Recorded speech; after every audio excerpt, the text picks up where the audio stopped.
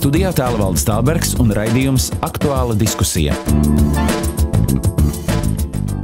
Esiet sveicināti, cienījamie radioklausītāji un televīzijas skatītāji. Atkal nedēļa ir aizsteigusies, un mēs esam priecīgi būt kopā raidījumā Aktuāla diskusija. Dažas dienas atpakaļ ir bijuši tādi īpaši svētki, jeb varētu teikt īpaša diena, un šī diena saucās Reformācijas diena. Protams, ne visiem, bet tie, kuri zina, ko tas nozīmē, es domāju, ka 31. oktobru atzīmē kā Reformācijas dienu. Par to tad arī šovakar runāsim. Sveicinu studijā misionāru Ilgvaru Vērmeli, Rīgas Svētā Marka draudzes mācītāju Uldi Roškalnu, Lai Dievs svētī, un Rīgas Svētā gara evaņģeliskās luteriskās draudzes mācītāju Robertu Otomeru. Sveicināti. Tad kas tad ir reformācija? Par reformācijas oficiālo sākumu uzskata 1517. gada 31. oktobru, kad augustīniešu ordeņu mūks Mārtiņš Luters pienagloja savas 95 tēzes, vērstas pret indulgenču tirdzniecību pie Vitsenbergas pils baznīcas durvīm. Un tad dažas tās galvenās iezīmes, jeb pamatiezīmes, par kurām šīs tēzes runāja. Tātad pirmā, Bībeli var lasīt un izprast katrs. Cilvēks pats atrod ticībā savas dvēseles glābšanu, tāpēc nav nepieciešamības pēc svētbildēm, mūku ordeņiem, gavēņiem, baznīcas hierarhijas un tās laicīgajiem īpašumiem. Par sabiedrību valda laicīgā vara, pār dvēseli Dievs. Savukārt mācītājs ir no draudzes vidus izvēlēts dievkalpojumu vadītājs. Dievkalpojumi jānotur draudzes dzimtajā valodā. Starp Dievu un cilvēku nevar būt nekādu citu starpnieku.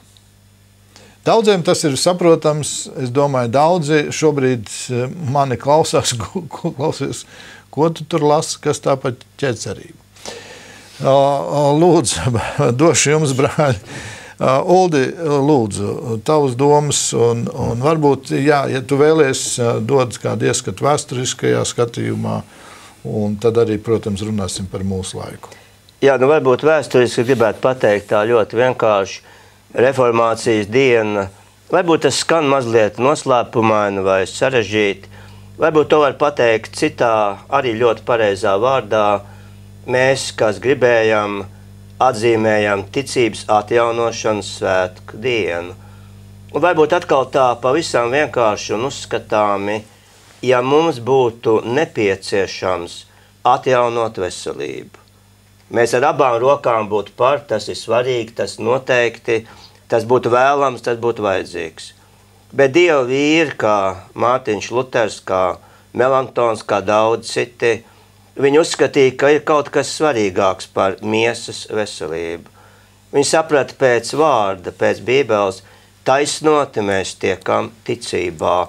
Un ja mūsu ticība vairs nesaskan ar vārdu, ar to vārdu, kas tapa miesa, ja mūsu ticība nav centrēta Kristū, ja mums nav krusta teoloģija, ja mēs nepaļaujamies tikai un vienīgi uz Kristu kā glābēju, un taisnošanu ticībā, tad mēs esam citā ceļā, kas īstenībā ir pazušanas ceļš.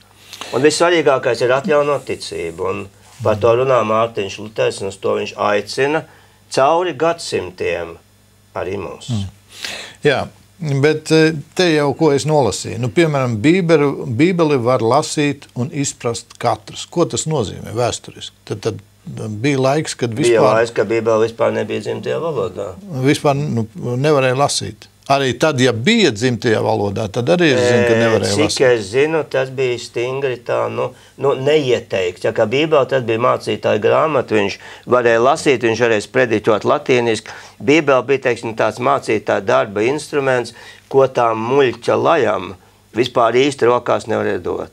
Līdzīgi kā baznīcā, kad vakarēdien tika sadalīts, kad maizi un vīni, jeb Kristus miesa un Kristus asini baudīja mācītāju, un tai vienkāršai tautai tai deva tikai maizi. Bet tas jau turpinās šodien arī. Nu, ļoti slikti. Nē, nu, pa īstam jau, man liekas, tieši tajā laikā tas, kurš saprata un varēja interpretēt Bībeli, jau bija pāvests. Viņš bija piesavinājis sev to varu, kad viņš ir tas, caur kuru ir jālasa patiesībā Bībeli. Un, ja tu gribi saprast Bībeli, tev ir jāklausās, ko pāvests saka. Un, teiksim, visi priesteri klausījās uz viņu, un tad saskaņā ar viņu arī to sludināja. Un tas bija milzīgs apvērsums, ka vispār Luters gan iztulkoja Bībeli, gan arī dievkalpojumus sāka turēt dzimtajā valodā, un ka pēkšņi visi, kas gribēja un kas varēja atļauties iegādāties Bībeli, kad viņi varēja paši to turēt savās rokās un lasīt, kas viņiem bija kaut kas nepierasts noteikti. Jā. Svētajos rakstos jau ir teikts, ka katrs kristietis, katrs atzimis kristietis jau ir priesteris. Tātad mūsu pieeja pie tā kunga nav caur kādu starpnieku, bet ir tieša. Un tas starpnieks viens vienīgais ir Jēzus Kristus. Un cita nav. Jā, te arī par to, ja mēs runājam, Dievu un cilvēku nevar būt nekādu, starp Dievu un cilvēku nevar būt nekādu citu starpnieku. Labi, tā reformācija ir notikusi, un tur mēs zinām, ka bija arī asins izliešana un cīņas, un faktiski 30 gadi pārvērtās kopumā par 100 gadiem, apmēram, kur tās visas cīņas. Cēlās pretinieki, viens otru kāva, vienas nakts laikā, ja nemaldos, bija 30,000, 300,000 nokauto. Traģiski, faktiski traģiski. Citi saka, bet paklausieties, vai tad tāda reforma ir kristīga? Protams, ka viņi nav. Un arī Luters savā laikā pēc zemnieku sacelšanās taču noraidīja to visu. Viņš nekādā veidā to neatbalstīja. Bet miesīgais cilvēks paņem kaut ko un sāka to skriet, vai ne? Un tur jau tā problēma mums katram ir. Uzšūmējās par kaut ko un tad rīkojās miesīgi, nevairs uz garīgi. Galvenais iemesls tiek minēts šīs indulgences, jeb tas nozīmē to, ka tu varēji nopirkt grēku atlaidi, respektīvi uz priekšu, jeb arī par veciem grēkiem. Un uz priekšu tas nozīmē, ka es paredzu, ka es darīšu tādu un tādu grēku, es samaksāju baznīcai, un tas nozīmē, ka tu droši vari grēkot, tu jau esi samaksājis. Jā. Bet tad bija vēl kāds, lūdzu pastāstiet, kas tas bija par samaksām atlaides? Grēku atlaides, man liekas, ka tas tā pašs indulgences nevajag. Man liekas, ka tas ir pats. Un kas tās bija par, varētu teikt, tā kā iekasēja naudiņu par to, ka pēc nāves ir tas mans radinieks nonācis purgatorijā, un tagad es samaksāšu kādu summiņu, un tad tikšu vaļā, starp citu Mārtiņš Luters to papīrīt arī saņurcīja tur. Jā, tas par mirušo. Tās indulgences varēja nopirkt gan par sevi, gan arī par jebkuru cilvēku. Pārsvarā jau tas bija vai mirušu vai dzīvu savu radinieku. Un tas bija tas, pret ko Luters krasi iestājās, ka, principā, ja ir tās grēku atlaides, tad ne tev uz baznīcu vairāk jāiet, ne tev grēki jāsūdz, ka viss patiesībā tā indulgenču kultūra, ko pāvests bija aizsācis, kad viņi ir pretbibliska, un kas pats trakākais, ka tam papīram, ko viņš izdevis, absolūti nav nekāda seguma. Tas viss ir pa tukšo. Tas neko nedod, tas ir tikai papīrs. Varbūt es vēl papildināšu, Robert. No vienas puses, jā, tas ir pa tukšo, tas neko nedod, tas ir tikai papīrs, bet es varētu vilkt paralēles ar mūsu dienām, balstoties vārdā, nolādēts, kas paļaujas uz cilvēku. Jo cilvēkam tiek iedota tā viltus ilūzija. Tagad arī mums piedāvā ilūziju. Būtībā mēs balstamies nevis uz klints, uz Kristus, bet mēs balstamies uz smiltīm, un vēl ir nosacīti labs laiks. Mums saka, tu redzi, labs laiks, baznīca garantē. Mēs tev apsolam. Un tas briesmīgākais, ka tas nav tikai Lutera laikā, tas ir tagadējos laikos, modernā baznīca, aizvien uzstājīgāk, apsola mēs garantējam pēc nāves, ka mēs veiksim zināmas manipulācijas, un tu būs debesīs. Kas notiek? Mēs tiekam piekrāpti. Nevis, ka tam nav nekāda nozīme, bet šim papīram ir sātaniska nozīme, ka viņš iemidzina. Cilvēks dod viltus drošību, man ir garantija, man ir papīrs, man ir zīmoki, ka es būšu debesīs. Ja? Un mums tā kā liekas, eņģeļi par mums priecājās, Dievs par mums priecājās, bet vai nav tā, ka pat labāk mēs esam kā tā Jeruzāleme, par kuru baznīca priecājās, aplaudē, saka malači uz priekšu pa jaunām brīnišķīgi, un Jēzus raud. Es gribēju jūs glābt. Jā, runāsim par mūsdienām arī. Es vēl tomēr gribu jūsu viedokli, jeb uzdomas. Faktiski traģiska situācija. Es skatos uz šo skaitli 1517. Un tā ir pēc Kristus dzimšanas. Mēs varam paņemt nost 30, 70 gadus, kad daudz maz vēl turējās vienkāršā ticība. Jā. Tas nozīmē, ka labi apstāsimies kaut vai 1500 gadi cilvēki nevarēja izglābties. Piedodiet, ka es tādu smagu jautājumu jautāju, ja, bet 1500 mēs skaidri redzam to. Tie ir totāli maldi, tā ir korupcija, tā ir korumpētība sauc vienalga. Tā ir varas uzutrupēšana. Jā. Tas ir sevis iecelšana Dieva vietā šeit virs zemes. Piedodiet, ka es tos tā saku. Tas ir vienkārši patvaļa.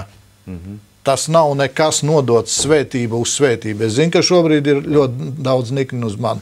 Turpiniet to niknošanos, bet te ir patiesība. Te ir patiesība ir tāda, ka tas redz, kur viss bija sapūjis. Es tagad nerunāju par tiem, kas to puvekli taisīja. Bet līdz tajā laikā 1500 gadu, kas notiek ar vienkāršajiem cilvēkiem? Ko tu domā, Robert? Es domāju, ka pilnīgi tā, kad iespēja izglābties cilvēkiem nebija, ka tā nav. Es domāju, ka arī cauri visiem šiem laikiem, ka kāds uzticīgais pulciņš vienmēr ir. Un ka Dievs pilnīgi arī šai baznīcai cauri šiem laikiem nav ļāvis izmirt. Un tas, ka mēs redzam, ka tā laika baznīcas augša ļaujās visāda veida elgdievībām, māņticībām un tā tālāk un tā joprojām, kas noved pie visām tām sekām, kas ir ienākuši tajā baznīcā. Faktiski pie baznīcas totāls tādas deformācijas. Un tajā pašā laikā, domājot, teiksim, arī, ja tādas salīdzināt, teiksim, ar slimībām, teiksim, cilvēkam jau var būt, viņš var būt slims ar kaut kādu kaitu, viņam var sāpēt muguru, kā man, piemēram, sāp muguru, man ir muguras disks no vietas izgājis, bet es joprojām varu dzīvot un sadzīvot ar tām sāpēm, un es domāju, ka kaut kāda daļa, teiksim, cilvēki, pat ja viņam ir kaut kādos maldos, bet ja viņam ir ticība un paļāvība uz to, ka Dievs viņu glāb, ka Dievs tomēr ir žēlīgs un par viņu apžēlojas. Ja drīkst, es, Robert, mazliet papildināt, ka šeit piepildās reformācijā, piepildās Jēzus apsolījums. Tātad daudz gadsimtus pirms tam Jēzus zemes dzīves laikā, kad evaņģēlijs tiks sludināts visām tautām. Un pirms reformācijas laikā cilvēkiem bija, aizbildinājums, atvieglojums, sevišķa Dieva žēlstība, viņu nezināšana. Viņi tiešām varēja nezināt, vai es pateikšu no otra gala, nevarēja zināt, kas ir rakstīts. Varbūt mācītājs viņš vienkārši šmauc, pāvests viņš vienkārši šmauc, bet kas notika reformācijas laikā, ko izdarīja Mārtiņš Luters? Viņš iztulkoja Bībeli. Un tagad mums ir iespēja atkal paklausīt Pāvilam vai Dieva garam, kas runāts ar Pāvilu, visu pārbaudiet. Mums ir iespēja pārbaudīt, un es gribētu teikt, ka laikmets tagad nav labāks, kā tas bija pirms reformācijas. Jā, bet Uldi, mans tas jautājums ir tavs domas, kas notika ar tiem cilvēkiem? kas šajā laikā 1500 gadus. Taisnot mēs tiekam ticībā. Ja viņi ticēja uz Jēzus Kristu, tad viņi tika izglābti. Ja viņi neticēja uz Jēzus Kristu. Kā lai tic, ka nav kas sludina? Kā lai saprot, ka sludina citām mēlē? Pēc šī mēs varam saprast, ka tajā laikā vispār pieņemsim vācu valodā, jeb angļu valodā, jeb pareizi, latīniski. Tad tas nozīmē, ko tas vienkāršais zemnieks, kas gāja no kā pumpēja naudu, lai Romā celtu baziliku. Tad, piedod man, kā viņš var saprast, viņš nesaprot. Bet uz kā pleciem tas viss ir? Pirmkārt, es ticu tā, ka neviens cilvēks, kurš ir lemts pestīšanai, netiks kaut kur pazudināts. Tāpēc, ka Dievs ir lielāks par mūsu grēku un lielāks par visādām maldu mācībām un viss, kas ir nonācis un tā. Pestīšana ne tikai notika caur baznīcu, bet arī bija evaņģēlisti ārpus baznīcas. Un kā Roberts teica, kas lai zina, Dievam ir savi cilvēki visās malās. Un tas mazais pulciņš, arī svētos rakstos ir teikts pa tiem, avīm, pa kuriem mēs nemaz nezinām. Vai ne? Dievs ir spēcīgāks par visām aplamībām, ko cilvēks var izgudrot. Un viņš savējos izglābs, un par to man šauba nav. Un kā to viņš dara, man nav ne mazākās jēgas. Bet tas ir Dieva kompetencē. Kāpēc es šādu jautājumu jautāju? Tikai tāpēc, ka šodien jau Uldis jau iesāk par to runāt. Šodien jau turpinās tie maldi. Te es nerunāju tikai par konkrētu vienu katolisko baznīcu. Absolūti nē. Visās konfesijās ir savi maldi. Jā. Un tad te ir tas jautājums, kādā veidā atšķirt un kādā veidā es esmu, lai cilvēks būtu drošs, ka viņš neseko maldiem. Jo, piedod man, kurš apzināti grib sekot maldiem? Neviens. Jā. Un tas nozīmē, ka man ir vajadzīga būt skaidrība, ka es nesekoju maldiem. Bet šeit mēs lasām reformācijas laikā nav nepieciešams svētbildes, turpina svētbildes drukāt, pinzelēt, nezinu ko. Šodien tas turpinās. Mēs dodamies pazušanas virzienā. Visādi ordeņi, zeļi un plaukst. Mūka ordeņi, sieviešu ordeņi, vīru ordeņi, kādi tikai tie ordeņi nav. Zeļi un plaukst. Par gavēņiem, par baznīcas hierarhijas un viss pārējo. Šeit mēs redzam, ka Mārtiņš Luters to saprot, ka tas nav kas glāb. Šīs lietas neglābi. Šodien turpina viņas nesāt līdzi, nosauksim tā. Bet neskatoties uz visu to, ir patiesi atzimuši kristieši šodien katoļu baznīcās, luterāņu baznīcās, baptistu, pareizticīgās.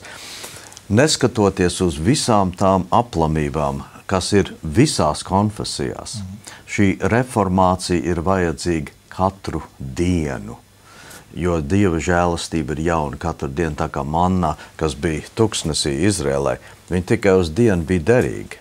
Tu nevarēji savākt, vai nezinu, to žēlastību, un viņi sāk pūt, jo Dieva žēlastība un Dieva klātbūtne ir tikai tagad tev. Viņa nevar būt vakar, viņa nevar būt rītā, viņa ir tikai tagad. Un te ir viņa žēlastība katru rītu no jauna. Jā, bet es gribētu teikt, Dievs glāb tos, kas ļaus sev glābt. Dievs jau ir izšķīries. Dievs ir devis savu dēlu, un Dievs ir devis vārdu, to vārdu, kas tapa miesa, un to vārdu, kas ir rakstīts Bībelē. Un kā Jēzus sacīja, nedzīvo no mājas vien, bet no katra vārdu, kas iziet no Dieva muts. Un ko Jēzus sacīja par Svēto garu?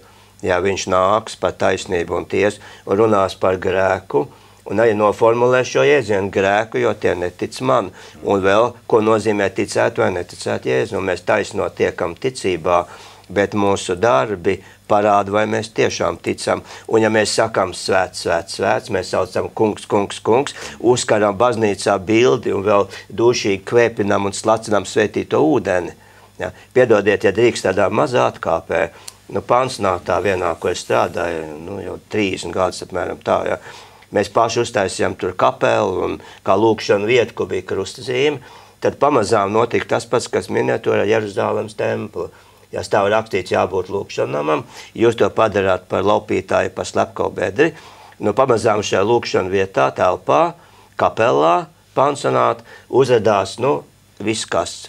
Pēdējais tur bija muciņa ar svētīto ūdeni.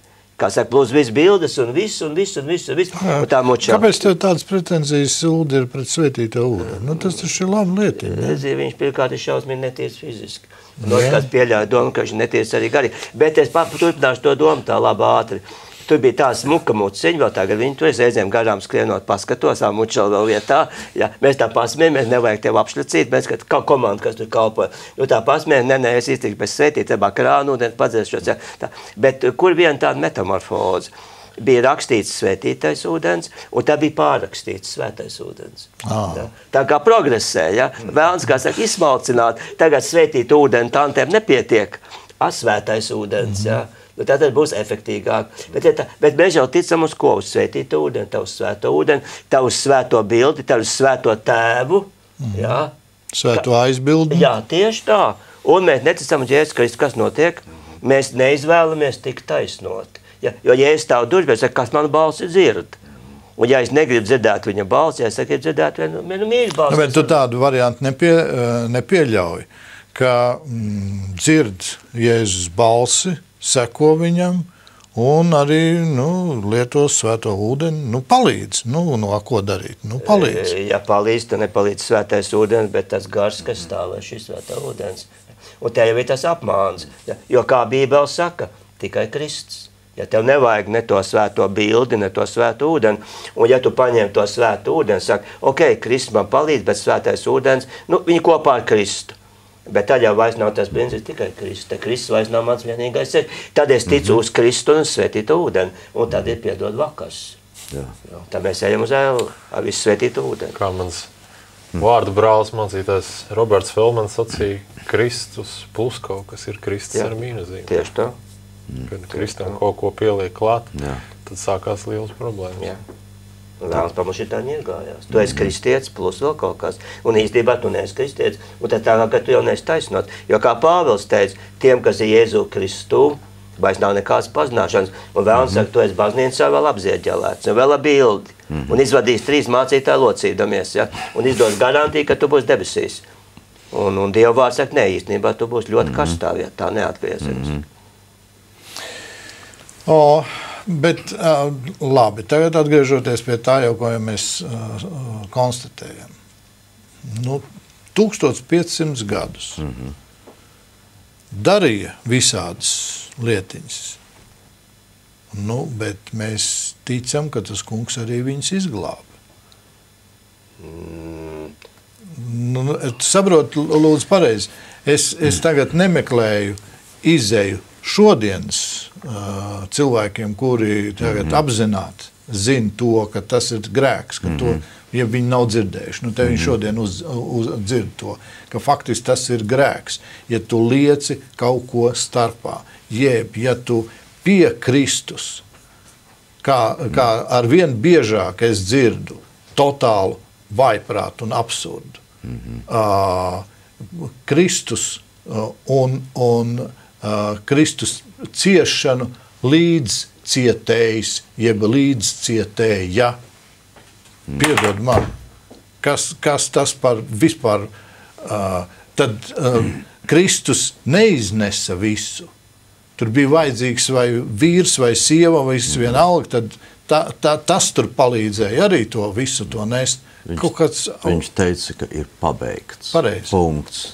Un pēc tā punkta nenāca vairs nekādi komentāri. Labi, bet tagad atgriežoties pie tā. Labi, šodien, piemēram, cilvēks ir lietojis to svēto ūdeni. Tāpēc viņš pat taisno ellē būs. Viņš dodās elles virzienā. Es nezinu, kā būtu pat taisno ellē, bet viņš dodas attā. Varbūt viņš ir līdzīgs tiem mācekļiem, kas reiz sacīja, Jēzum, šie vārdi ir smagi, kas tajos var klausīties, un gāja prom. Ja viņš dodas prom, vai viņš iekārsīsies un atgriezīsies, to mēs nezinām, bet tas ceļš ir ļoti bīstams. Tu gavē?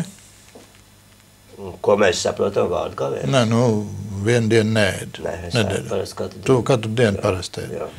Bet šis cilvēks, kas lieto arī to svēto ūdeni, viņš gavē. Tu regulāri, piedod, Ugdgais tā, bet tu regulāri dod 10. Jā. Slavu Dievam. Viņš arī dod 10. Bet lieto svēto ūdeni.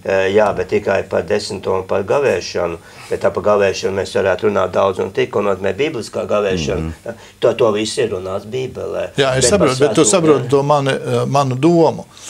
Viņš dara to pašu, ko tu. Vēl kaut ko. Un vēl kaut ko. Un tāpēc tu ej uz debesīm virzienā, un viņš iet uz skarstu vietu. Piezemēšu tā ļoti labi. Viņš dara visu labu un prātīgi, un pīpēs paisu. Varbūt teikt, tu vēl kaut ko, vai tāpēc, bet mēs zinām, ka ar to viņam laikam būs lielas problēmas, ja? Mēs tā kā koķetējam. Ieteikies kārtīgs latviešu čals, ja? Un pīpēs paisu, forši, ja? Kaut ko, kas tu sevišķi, letiņi, Labi, un tad tu gribi sacīt, ka tas, kurš, pieņemsim viens baptists, kas ir bišķiņ paprovējis spaisu, viņš iet pa taisno zelu? Viņš iet lielu problēmu virzienā. Protams, jā, neapšaubām, lielu problēmu virzienā. Bet glābšana, Dieva glābšana, ja tu esi reiz nācis pie Kristu, tu tiesi izglābts, un tas nav atgriežams, vai ne, neskatoties uz to, ko tu dari vai nedari. Tā ir tā mūžīgā dzīvošana, ko tu iemanto ticībā. Labi, ja tu kā saka, sāc dzīvot grēcīgi, grēks ir pats savs sots, un tas tev pašam uz tavs muguras šis nāks, bet Dieva glābšana nav atkarīga no mūsu darbiem. Tātad kāds lieto svēto ūdeni? Es teikšu tā, svētais ūdens tāda lieta, es vispār Bībelē nekur tādu jēdzienu neredzu, vai ne? Ļoti daudz, kas ir ekstra biblisks, vai ne, ko mēs esam piešuvuši klāt, un kas nav svētos rakstos, piemēram, par to pašu 10. tiesu. Viena vieta tikai rakstvietās jaunā derībā pēc 10. tiesu, un tas ir sakarā ar farizējiem, ka Jēzus nosodīja farizējus. Bet to, ka viņi tur visādās garšvielas ar to 10. apliek, vai ne, bet viņi ir piemirsuši tās svarīgākās lietas. Tātad Dievs negrib no tevis 10%, viņš grib no tevis 100%. Jā, bet man gribētos arī varbūt pateikt, kad kā saka Dieva vārds, ja es saku, palieciet manī, un es jūsos, palieciet manā mīlestībā, un ja mēs apzināti aizejam prom no Kristus, ja mēs apzināti atsakam Kristumu, jo pestīšana ir garantēta Jēzu Kristu, es pilnīgi piekrītu Ilgaram, kamēr mēs esam Jēzu Kristu, Pāvils to ļoti labi pateica tiem, kas ir Jēzu Kristu, un reizē teica, es esmu dikti vāšs, jā. Es esmu nabaga, grēcīgais cilvēks, kas man izraus no šīs nāvēm nolemtās miesas. Jauna āmen. Bet Pāvils reizē teica, ka tu esi Jēzu Kristu, nav nekāda pazināšana. Nelaimes sākās ne tur, ka mēs būtu vāji, grēcīgi, kļūdītos, pārskatītos, pīpēt spaisu, izdarīt daudz ko, bet nelaimes sākās tur, ka mēs vairs neesam Jēzu Kristu, bet esam svētajā baznīcā pie svētās bildes un pie svētītūra. Tur ir tas vakars, tur ir tā nelaime. Ka mēs vairs neesam Jēzu Kristu, ka mēs saucamies kristieši, ja? Tā izkārtne paliek. Ja paliek evaņģēļa luteriskā baznīca. Un kāds tev sakars ar Mārtiņu Luteru? Piedod man, tas ir pilnīgi otrādi. Ja tam, ko Luters gribēja, to tagad uzstājas otrādi, bet tā šilti paliek, mēs esam luteriskā baznīca. Un mēs darām to, par ko Dieva vārds saku, par Luters varbūt ļoti cīnījās, ja to tu nedari. Un mēs to darām, un cilvēki, kas nezin vārdu, ja tiem liekāt, bet tagad tas ir vēl labāk. Bet luteriskai baznīcai jau es nezinu, viņi jau nav aizrāvusies šodien ar svētbildēm. Piedod, luteriskā baznīca aizrāvusies. Es pateicu tā ļoti rupi ar pašu vēlmu. Stingi ņemot. Jā. Es gribēju pasacīt pie tām lietām, ko tu sacīji, teiksim, par svētu ūdeni, ka tas nav Bībelē atrodams. Un, man liekas, tā jau ir viena no lielākajām problēmām, kas katoļu baznīcā ir. Kad es mācījos Lutera akadēmijā, mums bija tāds priekšmets, kurš saucās tradicionālo konfesiju atšķirības. Un tad uz šo priekšmetu nāca pārmaiņas tā kā kaut kādas 5 reizes baptistu mācītājs, 5 reizes katoļu priesteris un 5 reizes tur pareizticīgo priesteris. Un tajā vienā reizē, kad bija kāds katoļu priesteris, kurš arī seminārā bija kāds pasniedzējs katoļu seminārā, un tad mēs viņam vaicājām, piemēram, tur par tām lietām, kas nav Bībelē minētas, teiksim, Marijas debesu braukšanas diena, kurš notikums, kas nekad nav noticis un kurus svin tik plašā apmērā mums te Latvijā. Un viņš sacīja, ka viņiem katoliskajā baznīcā esot tā, ja kaut kam viņi ir tik ļoti ieticējuši, ko arī nevar atrast Bībelē, ka viņi var to pasludināt par patiesību. Un tas man likās kaut kas absolūti neiedomājums. Teiksim, citu konfesiju, vispār, ka kāda cita konfesija kaut ko tādu vispār varētu atļauties pateikt, kur visas sacīt, un kad raksti ir tas galējais. Cits jautājums, protams, par to, kā kur interpretē, bet ka viņi var atļauties pat tā. Un man liekas, tas ir arī tas lielākais klupšanas akmens, no kā, teiksim, daudz problēmas tur ir radušās. Bet es tev nedaudz sarūktināšu. Savā veidā Luterāņu baznīca arī ir šur tur ieticējusi un noticējusi. Piemēram, kaut vai bērnu kristības. Piedod man, kur tu Bībelē redzi bērnu kristības? Kristība, kam viņi domāta? Pareizi, ne jau bērnam. Kam viņi domāta? Jā, cilvēkam, pieaugušajam. Vai tad bērns nav cilvēks? Viņš ir cilvēks, bet pieaugušajam, tad, kad viņš ir sapratis par to, ko viņš dara. Kur ir rakstīts tas, ka tad ir jāsaprot, ko tu kristījies? Redz, un tu jau esi produkts tam, ka tas ir kādā brīdī ieticēts, un viņš tagad ir pārvērsts par biblisku faktu. Bet kā apustuļu darbos ir, kur apustulis Pāvils iet un kristīja ar visu namu? Kas tad ir nams? Viņš jau nekristīja ēku. Jā. Viņš taču kristīja ģimeni, arī bērns. Es domāju, ka tas ir bibliski. Tālāk, ja drīkst iebraukt starpā, varbūt mazliet līdzīga tēma, bet ne mazāk aktuāla. Kā tas ir, Roberts ļoti pareizi teica, Marijas debesīs uzņemšana diena, kas nekad nav notikusi, bet piedod, luteriskā baznīca, kad izpildās sastāvā dodās uz Aglodu. Tad viņi ir ieticējuši, bet vai tas, viņi dodās, maldu ceļā, viņi ved līdzi arī draudzes. Ja proponē, iesaka. Neviens jau nesaka, klausiet, mīļie luterāņi, tur jums tā kā, labi, lai viņi iet, lai Dievs viņiem žēlīgs, ja? Bet saka, klausiet, iesim kopā, iesim draudzīgi, taisīsim ekumēnu, kopā iesim draudzīgi uz Elli. Es tev gribētu oponēt, es nemazām tik daudz nepazīstu luterāņus, es zinu dažus, kuri tiešām ir iet uz Aglonu, bet es nevarētu sacīt, ka liela daļa iet. Es noteikti nekad neesmu gājis. Nē, par tevi es nešaubos. Es esmu bijis. Teiksim tā, kā nolūk. Es aizgāju redzēt, kā tur ir. Tas ir viens. Jā. Bet ja mēs ieticam, kā Roberts teica, mēs ieticam, ka Kristus nav vienīgais, tad ir vakars. Mēs esam ieticējuši, vai labi, Roberts pareizi teica, ne viss, bet liela daļa, un tā ir virzība. Ja būtībā mēs saucamies luterāņi, mēs vienmēr luterāņi neesam. Mēs esam jau stipri citādāk ar bildēm, ar kūpināšanu, ar cepurītēm. Tagad, Uldi, dod tu tādu priekšstatu. Uldis Roškalns. Kāds būtu Ulda Roškalna, kaut vai dažas tēzes, ko tu šodien labprāt pienaglot, pieņemsim pie Doma baznīcas durvīm? Kur man sāmuriņš, kur naglīns. Es tev sagādāšu naglīns. Bet tu kā reformācijas baznīcas pārstāvs. Viens no pēdējiem retajiem ir drīkstēji. Un tagad pasaka, kas ir tas, ko tu gribētu rakstīt? Atgriezieties pie Kristus, kā vienīgā. Ja tu varētu uzrakstīt diezgan daudz, bet tā doma, tikai Kristus. Atceries tālāk, kad iznāca žurnāls ar manu ģīmu uz vāku. Man bija tikai viena prasība, lai uz tā vākas ar tā manu ģīmu būtu rakstīt tikai Jēzus. Atceries, bija jau tāda runa, ko kā un kāds jūs vēlēs, kā to bildes taisīt, tā, tikai Jēzus, pie tā es palieku, ka to ir tikai Jēzus, nekas cits neglābs. Atgriežieties pie Kristus, patverieties Jēzu Kristu, citādi visi ejiet uz pazušanu. Ja bez Jēzus, bez manis jūs, bez Jēzus ir uzcelt baznīcu. Bez Jēzus var nodibināt konfesiju. Bez Jēzus var pārtaisīt vienu konfesiju, paliekot zem izkārtnes. Būtībā pat citi jau aiziet maldu mācībās. Bet ja mēs neesam Jēzu Kristu, tad mēs esam pretējā garā un citā ceļā. Bet tu esi runājis ar dažādu konfesiju pārstāvjiem, un visi uzskata, ka viņi ir Jēzu Kristu. Jā, bet es pateikšu kā.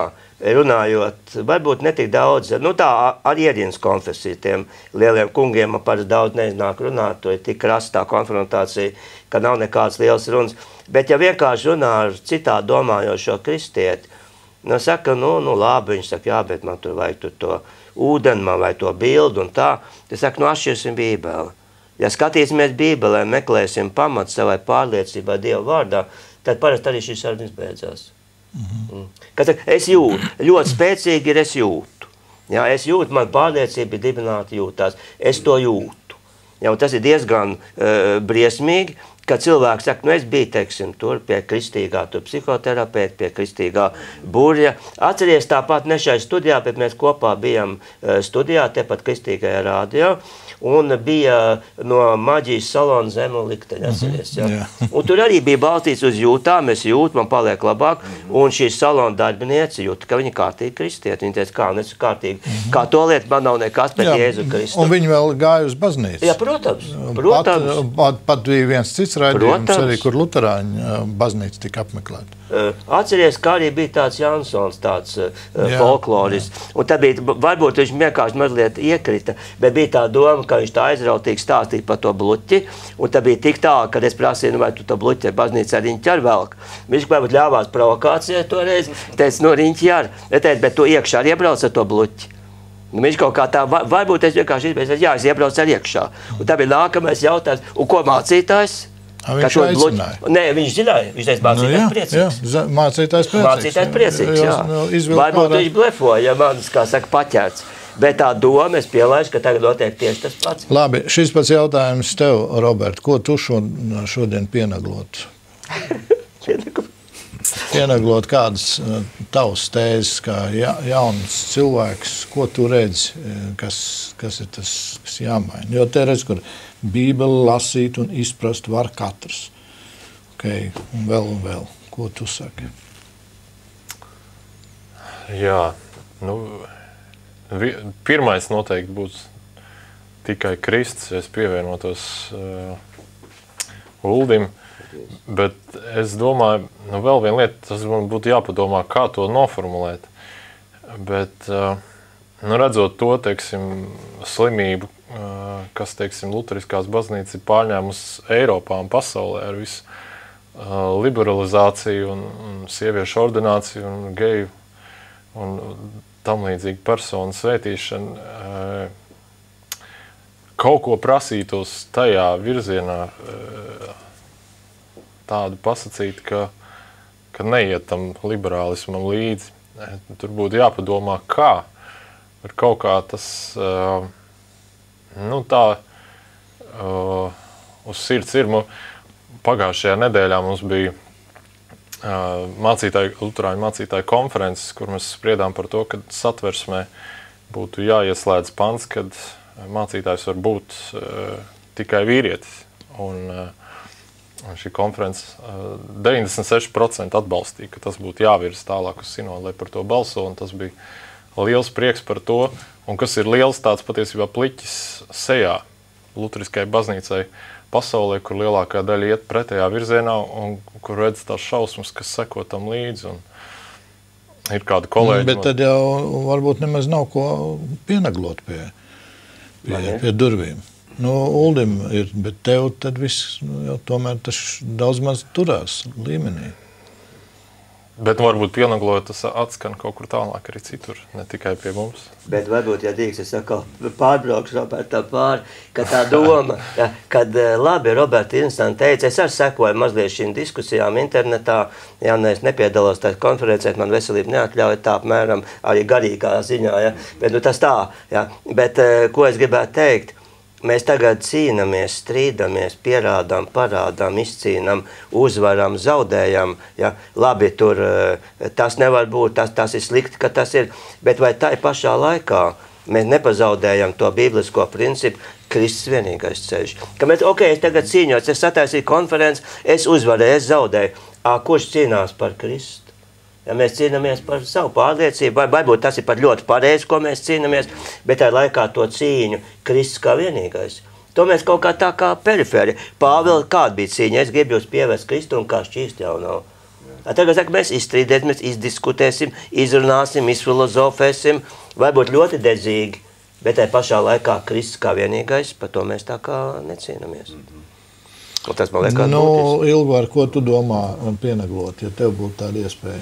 Protams, ne pie Doma baznīcas, tas tev nedara. Tev darētu pie kādas baptistu baznīcas, tu varētu kaut ko pieneglot.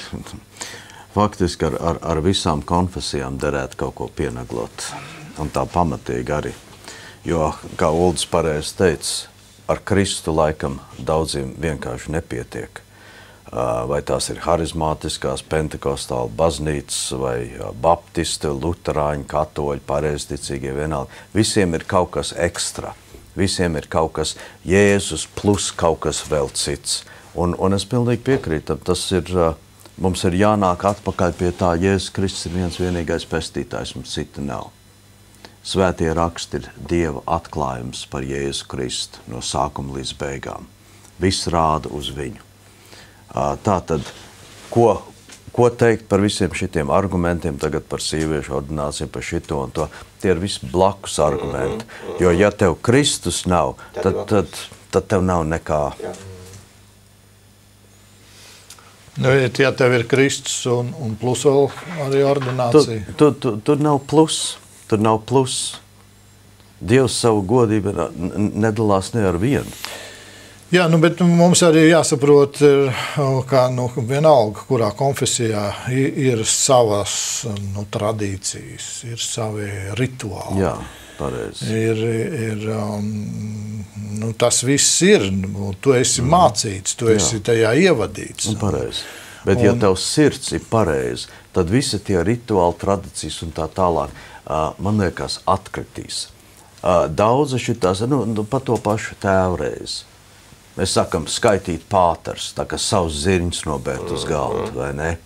Ja tu to ar sirdi, ar dvēseli ticībā neizsaki, tad ir savs zirņi, tad tu noskaitīsi savu pāters, pateici savu pantiņu un cauri. Ja nav ar ticību saistīts, tad vienalga, ko tu dari, tas nav pareizi.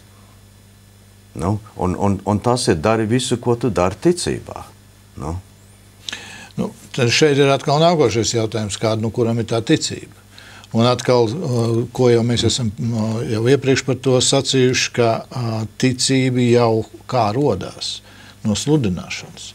Un to, ko sludina, tā arī tic. Bet ir tikai viena ticība. Pareizi. Tikai viena. Un tā ir ticība uz Jēzu Kristu. Tikai viena. Bet redz, te jau ir tas, ka sludina ticību, nāciet pie Kristus. Un tad vajag arī kādas sakramentus pielikt klāt. Bet daudzi nesaprot, kas ir evaņģēlijs. Ja tu kādam tagad prasīt, kas ir evaņģēlijs, kas ir tā labā vēsts? Nāciet pie Kristus, viss būs forši un labi, un labāk jutīsies un tā tālāk. Tad cilvēkiem nav apziņa, ko tas nozīmē, ko Kristus upurs pie krusta nozīmē. Visas pasaules grēka izdeldēšana. Par visiem pasaules grēkiem Kristus pats tapa par grēku. Par grēku mēs vispār negribam runāt. Mums tā nāca, labi, forši, labi, neiet un tā tālāk. Viss, kā tu Ulu pareizi teica, balstīts uz jūtām. Bet nevis uz evaņģēlijas patiesību. Un evaņģēlijas patiesība nav fokus uz mums, bet uz Jēzu Kristu. Viņa darbs. Tur Dievs izlīdzināja pasaules grēku ar asinīm, ar Kristus asinīm vienīgi varēja noslaucīt. Un faktiski visiem cilvēkiem pasaulē grēks ir piedots jau caur Kristu, bet ne visi tiks glābti, jo visi nav ticējuši Jēzum Kristu. Tas ir evaņģēlijs. Tā ir tā labā. Bet redz, kur tas liecina par to, ko Uldis sacīja. Spaisu, jeb svēto ūdeni tu tur lieto, bet tici. Un tu esi kristīts un tic un lasi Dievu vārdu un svēti dari sevi visā, pēc visiem gostiem. Un tagad, bet lieto arī svēto ūdeni. Un tad faktiski pagaidi. Dēļ tā svētā ūdens jau tu neaizies sellē. Te ir tā lieta. Mēs ar Maiku arī ļoti daudz šito te ar cilvēkiem. Labi, nāk tagad cilvēks pie Kristus, viņam nav ne mazākās jēgas ne pa Bībeli, ne viņš kaut ko tur saprot vai ko, bet viņš ir sapratis evaņģēliju un nācis pie Kristu. Viņam ir ļoti daudz bagāžu līdzi nākus. Bet Dievs savā pacietībā daudz šito te, bagāžu atkabina no tā cilvēka laiku gaitā. Tā ir tā kristīgā pieaugsme, ka mēs mācamies, ka mēs nobriedam Kristu. Tas nav kaut kas, ka mēs samācamies un piebāžam galvu ar informāciju pilnu, bet ka mēs mācamies, ko tas nozīmē ticēt.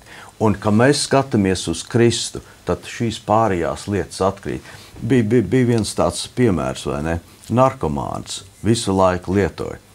Un viņš teica, ko un kā man darīt. Viņš teica, vispirms nāc pie Kristu un paprasi viņam, ko tev būs darīt.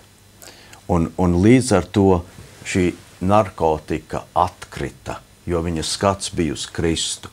Tu nevari skatīties uz savu grēku un censties to pārvarēt miesas spēkā. Apslāk ar svēto ūdeni. Atkal es atgriežos pie tā, kur tu man var kaut kur Bībelē protams, parādīt. Un pie tā mēs nonākam. Labi, ir visādiem cilvēkiem visādi tradīcijas, ticējuma tā tālāk. Es šodien vispār par tām lietām nestrīdos ar cilvēkiem. Es lieku fokusu uz Jēzu Kristu. Ka es tikšu pacelts, es visus cilvēkus vilkšu pie sevis. To saka Jēzus, jā. Un tas ir tas mūsu galvenais fokus. Mēs varam aizrauties vai nu ar to spaisu, vai ar to dzeršanu, vai ar to pīpēšanu, vai ar to vienalga ko. Bet, ja mūsu skats nav uz Kristu, tad mēs visu dienu cīnīsimies miesas spēkā ar visām tām miesas parādībām. Bet svētos rakstos ir teikts, ja tu staigā garā, tad tu nepiepildīsi miesas kārības.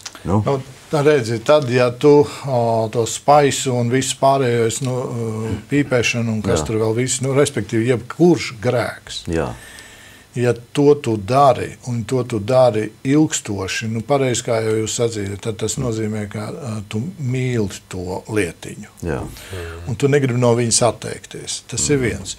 Otrs, skaidrs, ka tu nefokusējies uz Kristu un uz Dievu vārdu, kas tev atbrīvo, jo Kristus atbrīvo no tā visa. Jā. Bet redz, vieglāk ir tikt vaļā no spaisa, un es visiem saku, beidziet no tās, beidziet no jebkādas atkarības. Bet saucamās reliģiskās atkarības. Garīgais spaiss. Garīgais spaiss. To bet pīpējam baznīcā. To pīpē iekšā visādos veidos. Jā. Un no tā, jo tur lūk nāk pēdiņās svētums klāt, un tu pamēģini tagad pret to runāt. Jo redz, kur es tanī, piedod, bildē skatos, un es tur ieraugu Jēzu. Piedod man nav neviens cits starpnieks. Un tāpēc ir vajadzīgs tās reformātors, kas nāks un pateiks, mīļie, tā nav patiesība. Jēzus Kristus ir patiesība. Un pietiekam drošsirdīgiem cilvēkiem katrā konfesijā ir jānāk un jāpasaka tā patiesība. Tā jau tā reformācija sākās nevien ar Luteru, bet ar visiem pārējiem reformātiem, kas tajā laikā bija. Huss un Zwinglijs un Viklifs un tā tālāk. Visi redzēja Kristu, tas viņiem bija vissvarīgākais, un visas šīs pārējās lietas sāk atkrist, bet ir vajadzīgs cilvēks, kuram ir pietiekami drosme šīs lietas pateikt, vai nu baznīcas valdībai, vai mācītājiem, vai ko, jo katrs no mums vienalga, cik šodien mums ir viss pareizi, vai ne, mēs kurš katrs varam aiziet grāvī rītdien. Ja mēs beidzam ticēt Dievam un sākam pašu savu gudrību paļauties. Tātad mums ir vienmēr vajadzīgs cilvēks, kas drošsirdīgi pateiks, tā ir rakstīts svētos rakstos. Nevis tas ir mans uzskats, jo mēs par uzskatiem varam visu dienu strīdēties un gudrāk nekļūt. Bet, ja drīkst Ilgvar pareizi teica, vai būt reformātoram, vai būt drosmīgam, bet pēc rakstiem reformācija tev vairs nebūs. Reformācija var būt individuāla, varbūt draudzē, varbūt ģimenei kāds vīrs, kas vēl ir vīrietis. Ja? Varbūt ir mācītājs, kas būdams gatavs, ka viņi aizsūtīs uz Pampāļiem no Rīgas centra draudzes. Ja? Viņš tomēr saslējās un saka, nost ar visiem tiem baznīcas maldiem. Es esmu gatavs, man arī tā atlaidīs, man izsaukt uz virsvaldu parīt, man, kā saka, nolīdzinās ar zemi, mēs zinām, kāds praktiski notiek, ja? Bet tādā lielos vilcienos reformācijas vairs nebūs. Tie ir tāda, patīkama ilūzija. Tagad atnāk Luters, tagad būs Melanktons, tagad Hus būs Hus, bet, ko Dieva vārds saka, Tesaloņķiešu vēstulē, vēlns ieņems vietu Dieva templī. Jā, vēlns pārģērsies pa mācītāju, vicinās savu, teiksim, cepurīti, klanīsies bilžu priekšā, laidīs dūmus draudzei acīs, jau draudz teiks, cik brīnišķīgi, kā smaržo. Un ja vēl runās tā, ka smaržo, tā kā uzsniedz, tad draudz būs vienkārši apkūpināt laimīgi, bet tie dūmiem savā ziņā būs garīgi, te būs garīgais spaiss. Pie izējas vēl apšļats. Jā. Un tad tos dūmus nomazgā. Zini, ilgi oži. Man viena sieviete bija aizgājusi uz to. Ādlē, tāpēc kā jūs ožat? Es saku, es biju, kāpēc jūs tur gājat? Es gribēju paskatīt, ko es gribēju paskatīties? Es tā saužu pa gabalu, kur jūs bijat. Ja, kad tas ir kā joks, bet īstenībā tā ir Dieva vārds saka, Sātans jau triumfē, Sātana pēdējā rezidents būs baznīca. Nē, es tādā ziņā piekrītu. Es runāju tagad par individuālu reformāciju. Jā, tieši tā. Jo beigu laiki masveidā nebūs. Kristus atkal nākšana ir drīz. Jā. Un pēc tam būs galīgi tums. Par šo es vēlos šobrīd runāt. Jā. Arī šis raidījums, lūdzu nepārprotiet, neviens nav domāts, lai gāstu kādu baznīcas galvu, jeb galvas, jeb lai reformētu luterisko baznīcu, es runāju tāpēc, ka jūs esat brāļi šeit, jeb baptists, lai reformētu, jeb katoļs, lai reformētu, jeb kaut ko pārmest, jeb kaut ko netas. Šeit mēs runājam kontekstā ar Dievu vārdu. Mēs runājam par to, kas patiešām būtu katram Dieva bērnam, kurš sevi uzskata, jeb saprot, ka viņš ir no tā kunga izredzēts, atpestīts caur Jēzus Kristus asinīm. Kas viņam ir jādara? Un kāda reforma viņam personīgi, un tagad es runāšu, kāda reforma man personīgi ir vajadzīga. Un tad, ja es to skatos uz sevi, tad man ir jāsaka pagaidi. Ir daudz no kā jāatsakās. Jeb to, ko es jau jums jautāju, kas man ir jāpienaglo pie baznīcas durvīm, un es nenaglošu pie baznīcas durvīm, kas ir jānaglo pie manām durvīm, ka tāli beidz tām muļķībām sekot. Kaut arī varbūt mans tēvs ir sekojis, varbūt mani vectēvs ir sekojis, es nezinu, kurā paudzē. Bet kāpēc tu neseko Dievu vārdam? Dievu vārds ir tas, un nevis ar blakus paskaidrojumu. Vienalga, kā tas sauc. Liels, mazs katehisms, es atvainojos. Jā, liels ir mazs, ja vēl kaut kādas tur paskaidrojošās grāmatas. Šobrīd ir pilna grāmatu veikali. Ar ko? Ar paskaidrojumiem, faktiski cilvēku spriedelējumiem, arī labiem. Jā. Es nenoliedzu tos, bet primārais ir Dieva vārds. Un ja ir primārais Dieva vārds, ziniet, kas man šobrīd visvairāk satrauc? Kad Dieva vārds tiek reformēts, jeb pareizāk sakot, nevis reformēts, bet izkropļots. Jā. Un tā ir traģēdija. Tā ir. Un ja to jau sāk darīt baznīca, te es nebaidos sacīt. Sākot ar baptistiem un beidzot ar katoļiem un visiem pārējiem. Luterāņi, adventisti, vasaras svētki kropļo Dieva vārdu. Ja sāk to darīt, tas ir visbīstamāk. Jā. Jo paskatieties, 1500 gadus cilvēki nezināja, kas tur ir rakstīts. Viņi dzīvoja to, ko viņiem atstāstīja, ko priesteris pateica. Varbūt viņa pašvalodā. Viņi dzīvoja no vienkāršas ticības. Jā. Bet ja tagad sāk grozīt. Un mēs jau redzam, piemēram, jauno Bībeles tulkojumu, kā tur jau ir sagrozīts vietas, piedodiet man līdz absurdam. Jā. Ka tu lasi tekstu un īsti vairs nesaproti, kas ir viņš, Sātans, viņš, Dievs, viņš, un visu raksta ar mazo burtu, absurds. Tas ir tikai viens piemērs, bet tas tiek speciāli darīts, lai paņemtu nost un sajaukt, lai piekrāptu vienkāršo ticīgo, kas grib paļauties uz Dievu. Svētajos rakstos ir teikt, kad pa priekšu nāks apostāze, atkrišana, vai ne?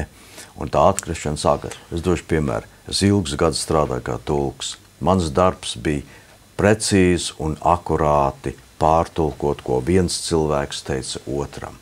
Neviens man nemaksāja par maniem uzskatiem. Tie bija nevietā. Nevienam arī neinteresēja. Neinteresēja un pareizi. Mans darbs bija akurāti. Un kā es tulkoju grāmatas vai ko autors teica, un it īpaši Dievs, ko viņš ir teicis, un šodien mums ir pieejami oriģinālie ebreju teksti, oriģinālie grieķu teksti. Tur vairs nav divu domu, kas tur oriģināli bija rakstīts un kā Dievs to ir pateicis, vai ne?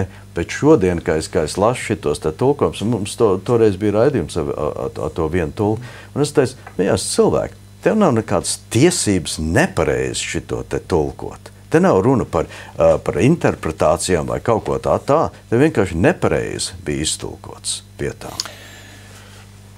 Jā, vēlaties sacīt, ko lūdzu. Es gribēju atgriezties pie tā, ko tu sacīji par individuālo reformāciju. Un es domāju vienkārši, ko tas pats vārds reformācija kā tāda nozīmē. Man liekas, ka tas var palīdzēt to. Jo bieži vien reformācija saista ar kaut ko jauna izveidošanās. Ka Luters tur gribēja izveidot tagad jaunu baznīcu un tā, bet tas nebūtu tā nebija. Un ka principā vārds reformācija, tur 3 vārdi. Formācija, tātad veidošanās, ko Kristus veidoja baznīcu, tad, kas notikās. Deformācija, kur velns visādā veidā to baznīcu bija vajājis un viss kaut kādi uzbrucis viņai, ar to domājot vairāk garīgas lietas. Un pēc tam tas, ko Luters darīja, ka viņš gribēja reformēt, jeb atgriezt atpakaļ pie tā sākotnējā, ko Kristus gribēja izveidot. Un man liekas, tas ir kaut kas tāds, kas mums arī jāpatur ir prātā, ka nevis mēs kaut ko jaunu un atkal pa kaut ko jaunu gribam taisīt, bet mēs atkal un atkal atgriežamies pie tā, ko Kristus ir sacījis, un ka tas ir pamats, kā baznīcai stāvēt. Tas ir stūrakmenis.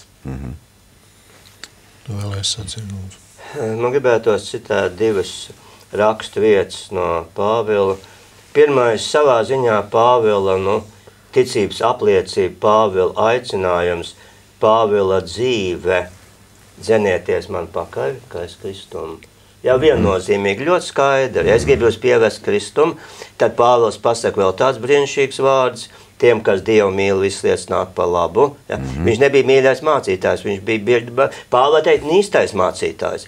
Viņa kristīgās pārliecības dēļ, viņa principu dēļ, tikai Kristus viņu sit un met cietumā, beigās nonāvēja. Un ko Pāvils, kāda bija, teiksim, Pāvila galavārds, ko viņš personīgi piedzīvoja? Dzīvot man ir Kristus. Mirtiegums. Modernais cilvēks saka, mirtiegums, ok, mēs tev smuki izvadīsim.